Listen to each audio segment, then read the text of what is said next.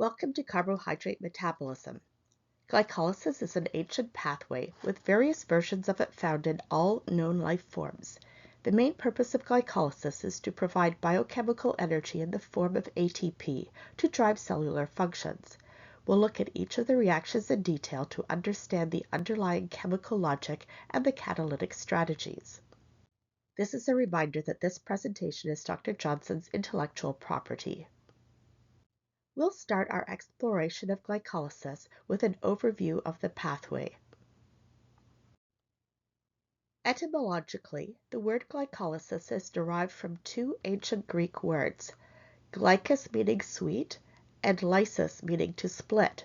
Therefore, the word glycolysis literally means glucose splitting.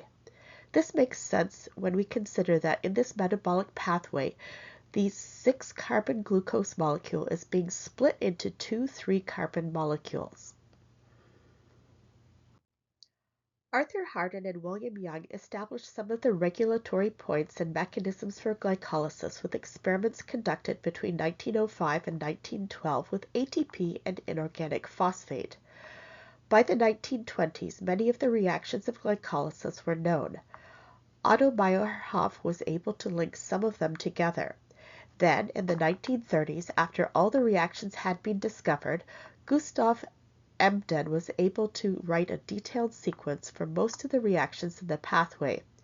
By the 1940s, all the reactions and their sequences were established. Parna's contribution to glycolysis was through his studies on the mechanism of phosphorylation, first on glucokinase. He first discovered and studied pyruvate kinase. In the years since the pathway was established, the regulatory points and mechanisms have been refined and the pathway has been integrated into metabolism as a whole. The overall reaction of glycolysis involves the oxidation of glucose by 2-NAD to form 2-pyruvate and NADH, an energetically favorable process, and the phosphorylation of 2-ADP to make ATP, an energetically unfavorable process. The overall process is energetically favorable, at least at standard state. The oxidizing power of NAD is recycled. We will see 3 ways this is done later. This means that the net oxidation state within the system remains the same. However, there is a change in the oxidation of individual carbon atoms in glucose. Only 2 ATP are generated for each molecule of glucose, but more energy is still available and can be harnessed through the TCA cycle and electron transport coupled to oxidative phosphorylation. Then up to 38 ATP can be made from a single molecule of glucose. So, how does the cell obtain energy from glycolysis and other catabolic reactions? It moves electrons from one molecule to another, and it creates energy as ATP by having a redox step. This creates a high-energy compound that is later transformed into compounds of lower energy. Some of the energy available is conserved in ATP's energy-rich bonds. This is the pathway. You've likely seen it before. The reactions can be regarded as belonging to 2 phases, the first being a preparatory phase, in which ATP is used, and the second being a payoff phase, in which the ATP used in the first half is not only replaced, but an additional 2 molecules are made, giving a net gain of 2 ATP. The fact that this pathway is so widespread across all classes of organisms indicates that it is an ancient pathway. However, while most organisms use this pathway for glycolysis, there is an alternate pathway, Entner-Duderoff, with the same starting and end points. The preparatory phase reactions take glucose and convert it into 2 molecules of glyceraldehyde 3-phosphate. Let's have a look at how this occurs. The first step of glycolysis is the phosphorylation of D-glucose to make glucose 6-phosphate. Phosphorylation involves the transfer of a phosphoryl group from ATP catalyzed by the enzymes hexokinase and glucokinase. Hexokinase has a broad specificity for hexoses and hexosamines. It is an allosteric enzyme inhibited by high concentrations of glucose 6-phosphate binding at the allosteric site. Glucokinase is a liver enzyme with higher specificity for glucose than other hexoses. However, it has higher Km for glucose than hexokinase, so its activity in the liver is significant only when there are high levels of glucose in the blood. It is not allosterically controlled. The large negative delta G naught prime of this reaction clearly favors the product. There is in fact very little D-glucose in a cell. This is because the phosphorylation reaction is thermodynamically favorable and also rapid. Phosphorylation of glucose serves two purposes. The charged phosphate keeps the sugar in the cell because crossing the cell membrane by passive diffusion is much slower, and phosphorylation activates glucose for further reaction. The large free energy change also indicates that the backwards reaction is not favorable. In fact, if glucose 6-phosphate needs to be dephosphorylated, this is catalyzed by a different enzyme, D-glucophosphatase. The structure of hexokinase closes up near the active site when the substrate binds in the active site, making this site inaccessible to water. This is important so that ATP is not inadvertently hydrolyzed in the enzyme's active site. The crystal structure of the yeast hexokinase with glucose and sulfate shows the hexokinase binding site and a possible ATP binding site. The active site residues nearby where the phosphoryl transfer occurs include an aspartate that is important in the catalytic mechanism. The reaction involves coordination of the phosphoryl groups of ATP by a divalent metal ion, either magnesium or manganese. This coordination holds ATP in the active site and also polarizes the phosphorus-oxygen bonds to make the phosphorus even more electrophilic. The active site aspartate deprotonates the C6 hydroxyl group as it attacks the gamma phosphoryl group of ATP. Phosphoryl transfer is completed and the products can leave the active site. The second step of glycolysis is an isomerization reaction in which the carbonyl group is moved from carbon 1 to carbon 2. The reaction is catalyzed by phosphoglucose isomerase, also known as glucose 6-phosphate isomerase.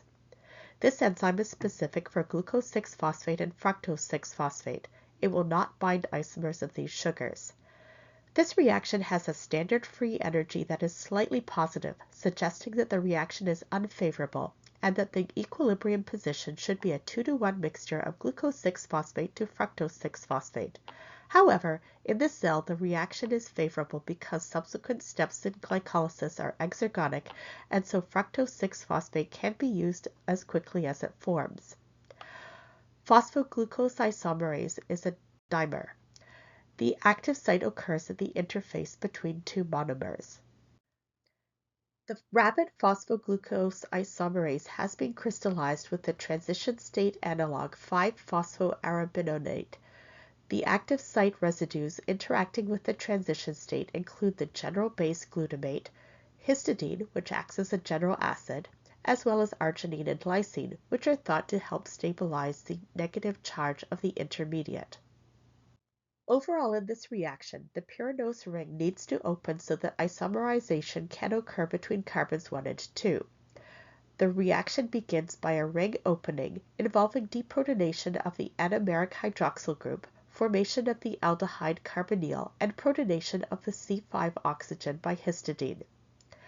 Now that the ring is open, glutamate deprotonates carbon 2. This is possible because this position is adjacent to the carbonyl group and therefore the electrons are delocalized into the carbonyl group, giving us an ene-diol intermediate. This is a key structure commonly observed in aldose-ketose isomerizations. The ene-diol has two hydroxyl groups attached to the alkene. Either of these could be deprotonated to form a carbonyl group, while the other carbon atom will be reprotonated. Deprotonation of the carbon 1 hydroxyl group will take us back to the substrate, while deprotonation of the carbon 2 hydroxyl group leads us to the product. The remaining step of the reaction is ring closure.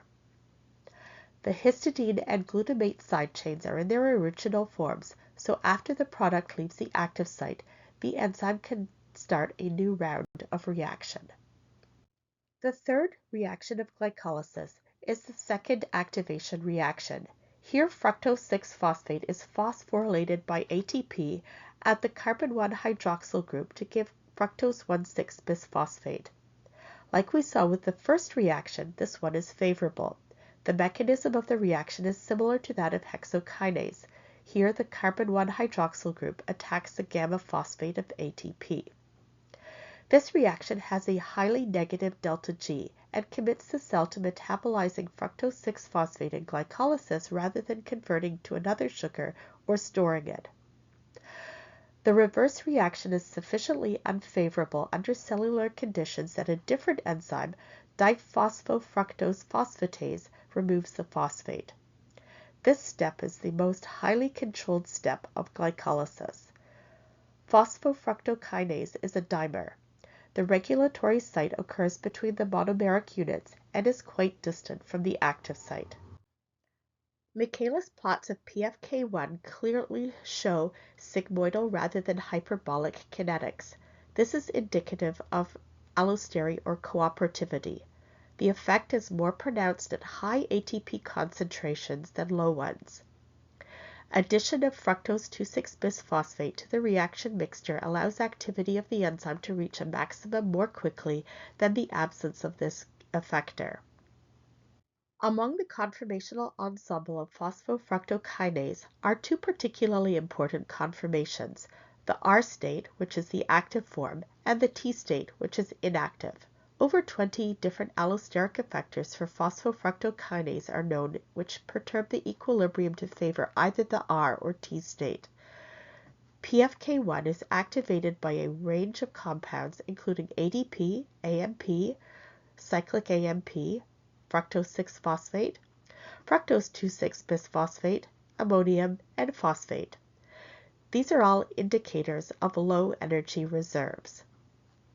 In order to maintain a constant ratio of ATP to ADP, there also need to be ways to slow the enzyme down. It is inhibited by ATP, citrate, and phosphoenol pyruvate, as well as the absence of fructose 6-phosphate. These are all indicators of high energy reserves. Where does fructose 2,6-bisphosphate come from? It is synthesized from fructose 6-phosphate by a different regulatory enzyme, PFK2. Its main role is to regulate carbon flux through glycolysis and gluconeogenesis in the liver. PFK2 is an interesting enzyme. Although it is not part of glycolysis, its activity is important to regulating glycolysis.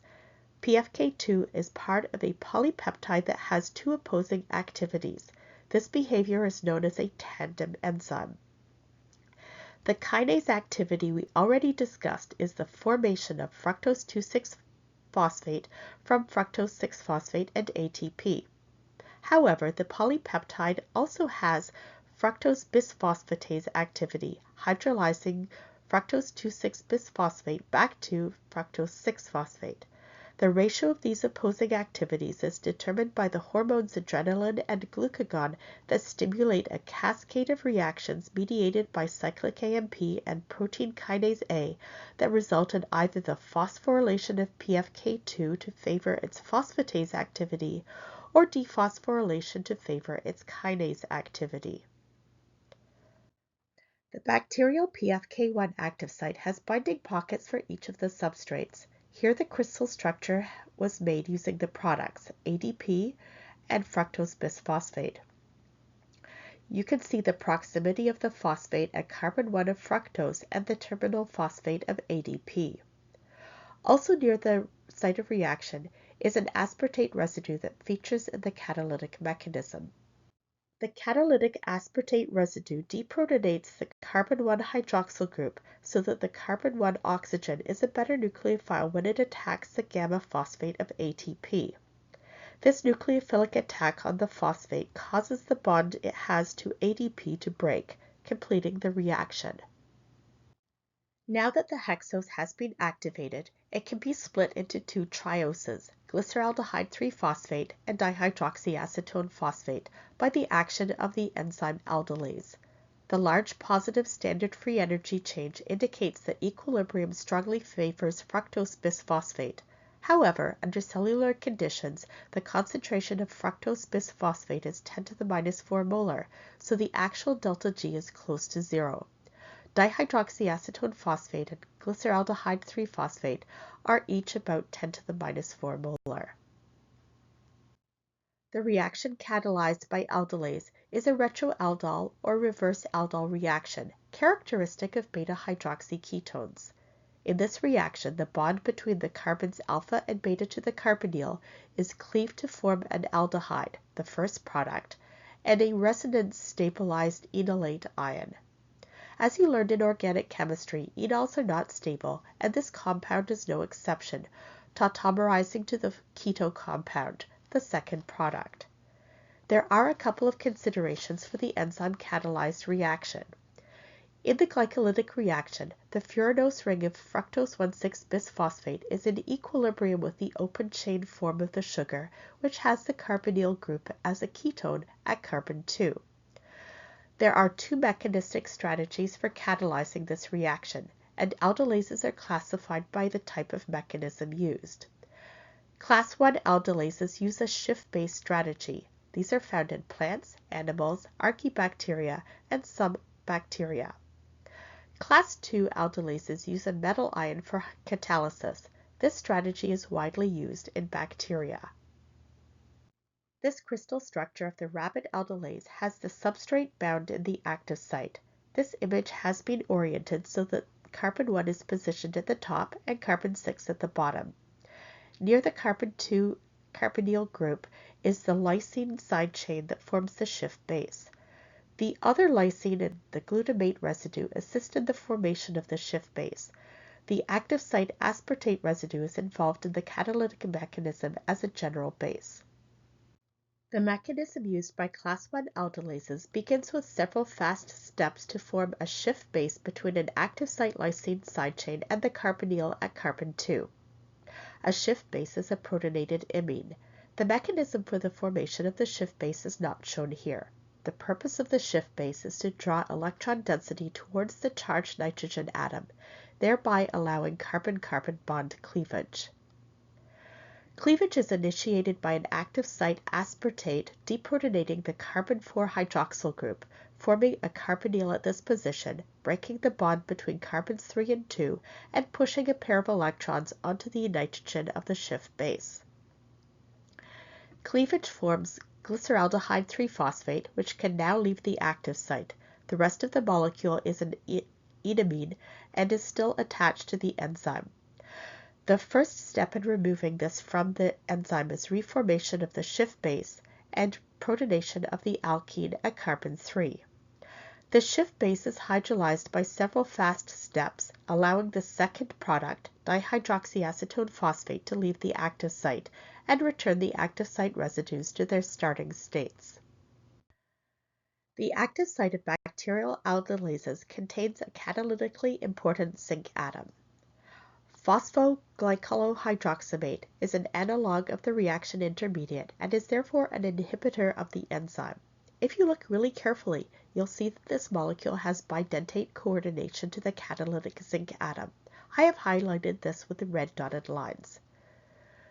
This enzyme also has a sodium ion in the active site. Based on the crystal structure data, this ion serves to coordinate to the phosphate of the reactant. You can also see a second zinc atom in the structure. This one is present in the enzyme for structural purposes only. The catalytic amino acid residues are aspartate and glutamate. The divalent metal ion in class 2 aldolases is used to coordinate to the carbonyl group of the substrate. Zinc is most often used because its coordination sphere of 4 to 5 ligands is ideal for holding it in the active site and allowing it to coordinate to the substrate. In addition, zinc is not redox active. Like the shift base used by class 1 aldolases, the divalent metal ion polarizes the carbonyl group to make it more electron withdrawing, and also serves to stabilize the negative charge on the intermediate. The active site aspartate has the same general base catalyst role. initiating the flow of electrons, causing the formation of the carbonyl at carbon 4 and concomitant cleavage of the bond between carbons 2 and 3. The ene-dialate intermediate is stabilized by the divalent zinc ion. Electron flow back from the charged oxygen to the alkene leads to protonation of the alkene by the active site glutamate. In the previous reaction, we saw that two trioses were formed, glyceraldehyde 3-phosphate and dihydroxyacetone phosphate. Only one of these, glyceraldehyde 3-phosphate, or GAP, is able to continue into the remainder of glycolysis. Therefore, if dihydroxyacetone phosphate can be converted to GAP, it can also continue in glycolysis. Dihydroxyacetone phosphate is the keto isomer of GAP. We previously saw a similar conversion from glucose 6-phosphate to fructose 6-phosphate, so we know that this isomerization is feasible. The isomerization is catalyzed by the enzyme triose phosphate isomerase. The delta G0 prime value suggests that equilibrium exists at 90% dihydroxyacetone phosphate and 10% glyceraldehyde 3-phosphate. However, GAP is removed very quickly by the next reaction, as though the reaction is driven to the right. Therefore, the cellular delta G is less than 0. In addition, the Kcat upon Km for Tim is near the diffusion-controlled limit, so conversion of dihydroxyacetone phosphate to glyceraldehyde 3-phosphate is extremely fast. Tim forms a classic type of protein structure known as a Tim fold, or alpha-beta barrel that has subsequently been found in many other proteins. This barrel is more easily seen in a different view of the enzyme focusing on a monomeric unit. At the core is an 8 beta sheet cylinder surrounded by 8 alpha helices and a number of loops. The active site sits on top of one end of the beta barrel. This is the active site of the yeast triose phosphate isomerase with dihydroxyacetone phosphate in its active site. The glutamate residue is the active site general base, while the histidine residue's role is to be a general acid. This is another aldehyde-keto isomerization. Therefore, the mechanism of isomerization is similar to the mechanism of phosphoglucose isomerase. Two active site residues, glutamate and histidine, act as acid-base catalysts. Proton transfers and movement of electrons form an ene-diol intermediate that can easily be converted into either an aldose or ketose. Deprotonation of the carbon-1 hydroxyl group to form the carbonyl leads to protonation of carbon-2 to generate the aldose product. Now that glucose has been phosphorylated, isomerized, and split into two equivalent units of glyceraldehyde 3-phosphate, we are poised to begin ATP generation. GAP is oxidized and phosphorylated to 1,3-bisphosphoglycerate. 1,3-bisphosphoglycerate has an acyl phosphate or phosphoanhydride linkage. It is therefore a high-energy compound and a phosphoryl group donor. The enzyme glyceraldehyde 3-phosphate dehydrogenase is a tetramer. Unlike the previous phosphorylations we have seen, the phosphate in this reaction is inorganic phosphate rather than ATP. Arsenate can replace the phosphate in this reaction. However, the product is unstable and decomposes very quickly after release from the enzyme. The formation of the acyl phosphate and the use of inorganic phosphate make this reaction special. Let's have a look at how it works. This is the active site of the Geobacillus stereothermophilus glyceraldehyde 3-phosphate dehydrogenase. The reaction has been trapped at the thioester intermediate stage. The essential active site cysteine residue has the 3-carbon phosphorylated sugar attached to it. The catalytic histidine residue is nearby. Also present in this structure are the other two reaction participants, inorganic phosphate and the tightly bound NAD. This enzyme has ordered sequential binding. NAD binds first, then glyceraldehyde 3-phosphate. The products leave in the reverse order. A covalent intermediate is formed by the cysteine sulfur nucleophilically attacking the aldehydic carbonyl group. The active site histidine residue assists this attack by removing the proton from the cysteine sulfhydryl group. The tetrahedral intermediate that is formed collapses to reform the carbonyl group, which pushes the hydrogen atom at carbon 1 to be transferred as a hydride onto NAD. At this point, the carbonyl is a thioester, which has a similar oxidation state as carboxylic acid. Inorganic phosphate acts as a nucleophile to attack the carbonyl group in a transesterification reaction. The tetrahedral intermediate reforms the carbonyl and kicks out the sulfur atom, which gets reprotonated by the histidine residue that removed the proton at the beginning of the reaction. This completes the mechanism of this conversion. Most of the energy that was used in the oxidation of the aldehyde by NAD has been transferred to the acyl phosphate bond. The high-energy 1,3-bisphosphoglycerate is used to phosphorylate ADP. This reaction is highly exergonic, driving the previous reaction to completion. Since 2 moles of 1,3-bisphosphoglycerate are produced per mole of glucose, all the invested ATP is recouped at this point. Any further ATP synthesis is profit. The binding sites for the substrates, 1,3-bisphosphoglycerate, and ADP are located on different subunits of the protein. Substrate binding causes movement at the hinge region of the protein to bring the substrates in proximity for the reaction to occur. The active site of the human phosphoglycerate mutase is shown here with product analogs. There are separate binding sites for each of the 2 substrates, which are held close enough for a phosphoryl transfer to occur. Earlier we saw how ATP could be used as a phosphate source. So how is ATP generated? ADP is coordinated to magnesium in the active site. ADP acts as a nucleophile, attacking the phosphate of 1,3-bisphosphoglycerate, transferring it to ADP, and making 3-phosphoglycerate. This reaction looks like the phosphate gets moved from carbon 3 to carbon 2. However, the reaction is not actually quite so simple. This reaction primes the phosphoglycerate for further ATP production. The phosphoglycerate mutase used in glycolysis is dependent on 2,3-bisphosphoglycerate. This gives us a clue regarding the activation of the enzyme and an intermediate in the catalytic mechanism. The active site of the E. coli phosphoglycerate mutase is shown here with the substrate and the catalytic active site histidine residue.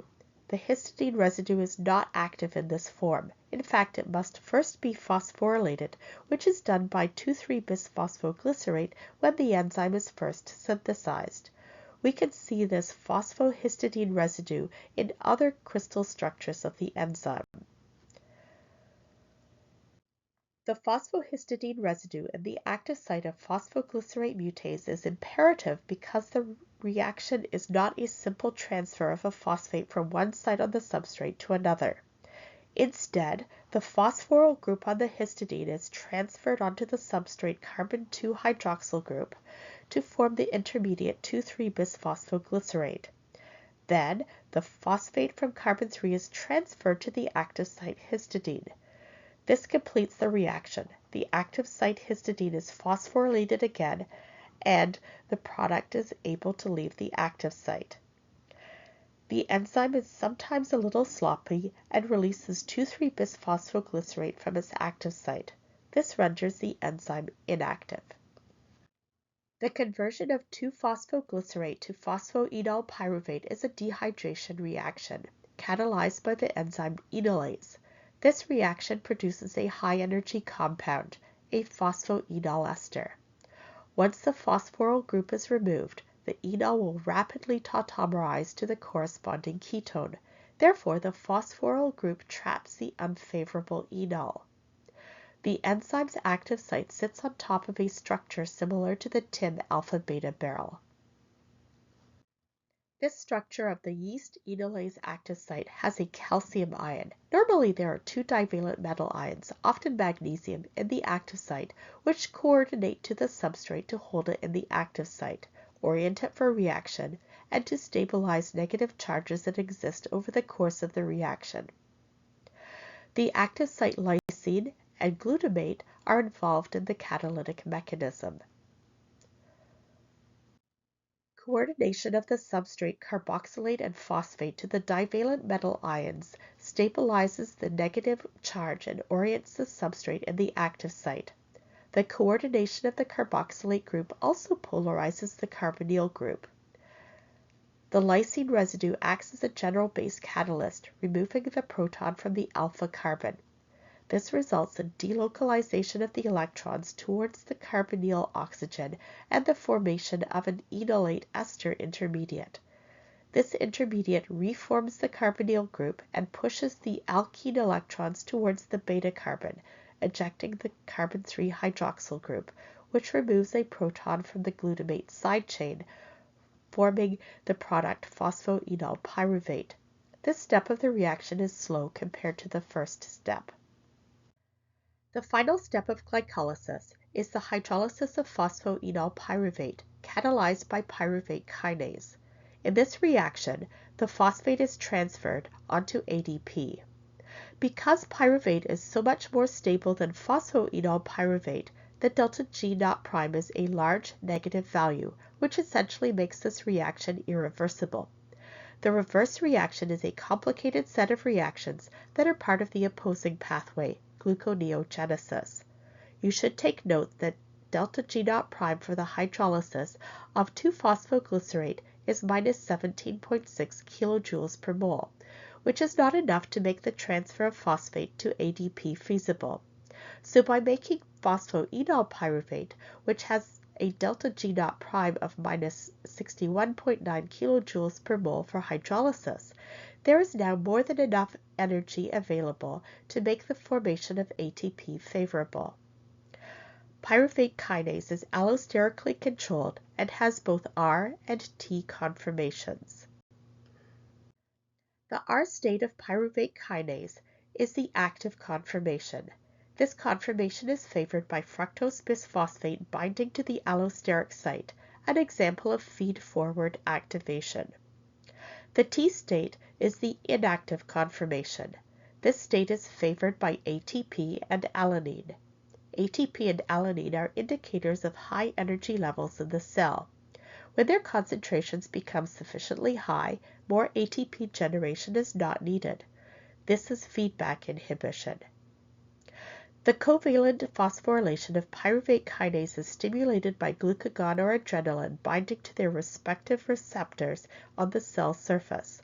These receptors activate an adenylyl cyclase to make cyclic AMP. The dephosphorylation is triggered by insulin binding to receptors on the cell surface. This is the rabbit pyruvate kinase with ATP and the inhibitor oxalate bound in the active site. Oxalate has bidentate coordination to one of the active site magnesium ions, just as we expect the reaction intermediate would. The other active site magnesium ion binds and coordinates the nucleotide substrate. Arginine 72, arginine 119, and lysine 269 are thought to stabilize the transition state, while threonine 327 and the divalent metal ion reduce the pKa of water. The transfer of the phosphoryl group from phosphoenol pyruvate to ADP is a relatively simple nucleophilic attack by ADP and cleavage of the phosphorus-oxygen bond of phosphoenol pyruvate. The intermediate is an enolate that is coordinated to an active site magnesium ion. Redistribution of the electrons from the enolate oxyanion to form a carbonyl group pushes electrons towards carbon-3, which gets protonated by water. Now we have completed glycolysis and have used 2 ATP to generate 4 ATP, a net gain of 2 ATP. Don't forget that at the end of the preparatory phase, the hexose was cleaved into 2 trioses, which both continue into the payoff phase. So, Even though only 2 reactions produce ATP, these operate twice per mole of glucose entering glycolysis. Now that we have completed the pathway, it is useful to review the energetics of the pathway with a view to understanding the regulatory points. Although many of the reactions have delta G naught prime values greater than 0, the actual delta G for these reactions are all less than 0 or close to 0 because of the cellular concentrations of the breakdown products. If the delta G of one of these reactions becomes much greater than 0, for example because the products are not being used, the pathway will slow down or stop at that step until delta G becomes less than 0 again. Which steps of glycolysis are regulated? The 3 steps with the largest negative delta G values: hexokinase, phosphofructokinase, and pyruvate kinase. This type of diagram of a pathway is sometimes referred to as a flow diagram. It allows us to focus on the regulatory sites. The major regulatory point of glycolysis is catalyzed by phosphofructokinase. This enzyme is highly sensitive to indicators of cellular energy levels, being allosterically regulated by many compounds, including fructose 2,6-bisphosphate, AMP, ATP, and citrate. The second regulatory point is catalyzed by pyruvate kinase. This enzyme is both allosterically regulated and covalently regulated. The final regulatory point is the reaction catalyzed by hexokinase. Glucokinase, the liver enzyme that also catalyzes this reaction, is not regulated. Regulation of hexokinase is largely dominated by the concentrations of glucose 6-phosphate and inorganic phosphate. Glucose 6-phosphate binds to both the allosteric site on the enzyme and the active site, causing both feedback and product inhibition. It can be difficult to remember all the activators and inhibitors of glycolysis. It is therefore useful to recognize that glycolysis is activated by indicators of low cellular energy and inhibited by indicators of high cellular energy. This allows the cell to regulate flow through glycolysis to match its energy needs. In this video, we discuss the reactions of glycolysis in detail, with an emphasis on the chemistry, chemical logic, and regulation of the pathway. If you found this presentation useful, please like, comment, share, subscribe, and push the notifications bell for my next upload. These actions will help other students find my content. Thank you.